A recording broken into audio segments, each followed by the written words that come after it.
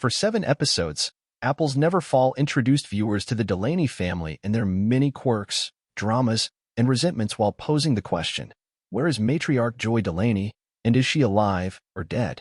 Episode 7, aptly titled Joy, finally reveals the answer. Annette Bening's character is very much alive, and, having been fed up with all of the preceding drama and feeling unseen and unappreciated, runs off with Savannah, Georgia Flood, because she wants her family to miss her for once.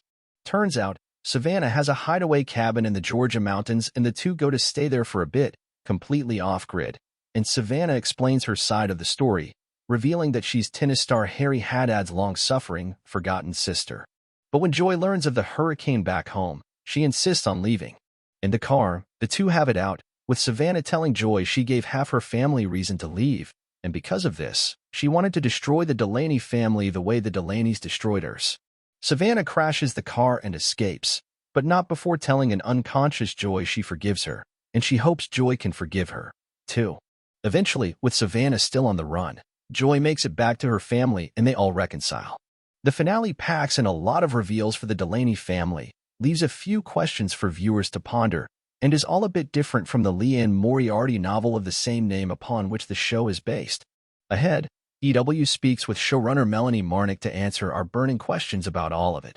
First of all, how involved was Liane Moriarty? Was she available to you as you adapted the series? Melanie Marnick. Liane was great. She's incredibly supportive. She's as present as you want her to be, but she's busy writing her books and was there if we needed. But otherwise, we tootled along and she was there if we needed her.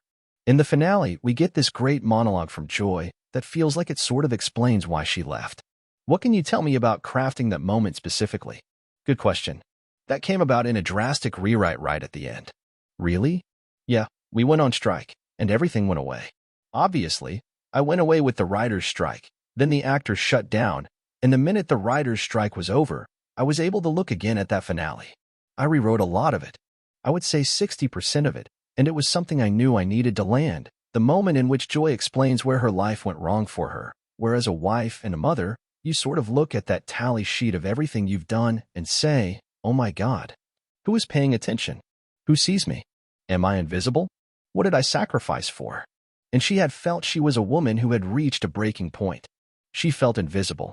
She felt unseen, unloved, unappreciated, and she made it to this point in her life. She finally retired, and she was like, okay, great. All this sacrifice will pay off in these incredible relationships with my family. And then suddenly they're not there. And she feels bereft and furious. And it just sort of came out. And I think it was interesting as having taken all those months away from the show, then to come back and be able to look at that particular episode with clear eyes. It just felt like it was needed and it was honest. What other parts of the finale had that radical change whenever you got back to making the show? The whole end. Yeah, it's a completely different end than I originally had. Completely. Can you share what you had in mind initially? It was funny. It was just a matter of having lived with the characters, those actors, the storytelling for months and months and months, and then taking those months away. And then I think having learned from that time on set and looking at what those actors were doing, what was alive, what was real, what was logical, what was emotional, and it just made me go back into the finale and ask myself, what is the most alive ending possible and what feels the most true to the journey that each of these characters has been on? And true to Joy Delaney. And I think the time that passed was extremely helpful to just let me kind of relax and then come back in and see things clearly and see what was the most impactful, honest, Delaney-esque ending, and I hope we got there. Did you ever think about completely deviating from the book and killing off Joy? No, I never ever wanted that. I never wanted that ever, because what I love about the book is that you make these great assumptions, and then Joy had a completely different experience. I think part of the storytelling is the irony that's achieved with Stan being arrested for the murder of his wife, finding out indeed she left by choice. The circumstances just happened to look a lot like murder. She left by choice, put herself in a situation that she thought was going to be sort of a reprieve or salvation for herself that actually winds up putting her life in jeopardy. She could wind up dead, and he didn't do it, but he's gone away for it. We never considered her dying or being actually killed because it wasn't about that. Per SE. It was about that this woman goes missing, and there were clues left behind that given who Stan Delaney is, the logical conclusion is that he murdered his wife. And that is a brutal indictment of his character, and that is what he has to face. He thinks he was a good guy. And what is so brutal is that all only resonates if he's not a murderer, and she walks in the door and the family has to contend with the mysteries inside of everybody that came out, the secrets inside everybody. And also the fact that Stan has to face his kids and realize he failed them so profoundly, and his wife. So not killing her was absolutely essential to have this come up and this transformation. Savannah is the only central character who doesn't get her own episode. Tell me about that choice. In doing an adaptation, you make some brutal choices. And in the course of the writer's room, there was stuff that we explored with Savannah.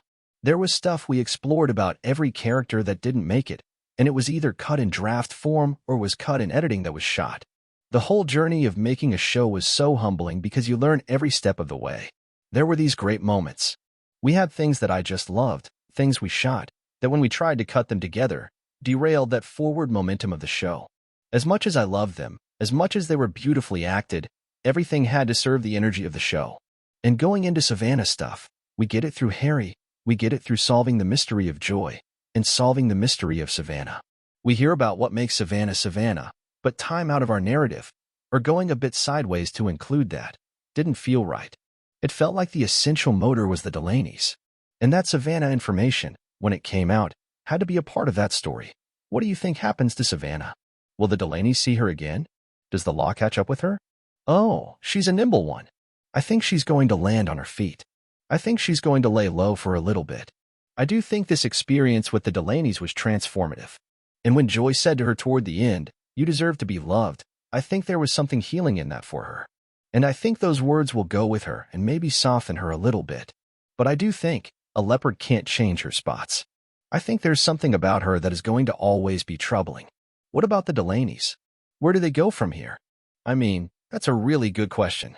I think the irony of the whole thing is Savannah blowing up the family was necessary if the family was ever going to have a shot.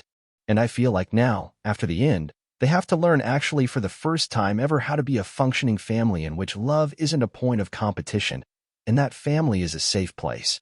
And I think it's going to transform the relationships, obviously with their mom and dad. And I think they will. Logan is already doing it with Indira, but I think they all now stand a chance at love. This interview has been edited for length and clarity. All episodes of Apples Never Fall are now streaming on Peacock.